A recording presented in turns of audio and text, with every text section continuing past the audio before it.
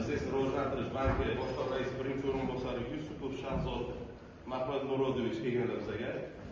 Nima masalalar bo'lsa bir boshdan gaplashib, aytsangiz, imkon darajasida yechib berishga harakat qiladilar.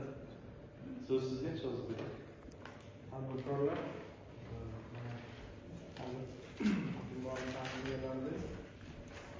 bugun sizlar bilan uchrashuvimiz asosiy maqsad shu tadbirkorlikni rivojlantirish, oldinga qo'ygan maqsadga intilish va qiynab kelayotgan muammolarni hal qilishdan iborat bo'ladi.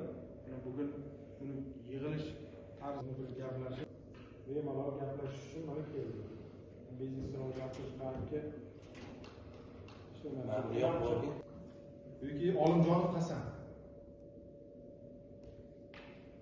Bu yerdagi tadbirkorlar o'zi nimaga deb chaqirdi sizlarni? Tadbirkorlarmi yerdagi o'zi yo ko'pchilik yoshlar ekan, yo'q. Yaqin kredit oldi. 200 million so'm. Ayub Baraka. Shu avtomobillarning ehtiyot qismlari bilan shug'ullanish uchun. Bizda muammo bo'lgani yo'q. Bankdan rozi bo'lsa, bir yildan beri ishlaymiz. Bank xodimlariga rahmat.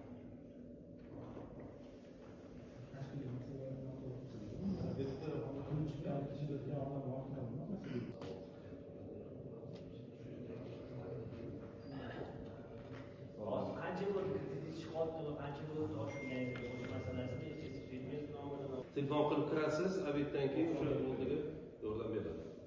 075 90 Markus kimchilik bo'lsa, Startup loyihalar bo'yicha bormaydi yoshlarimizda. Nima takliflar bor?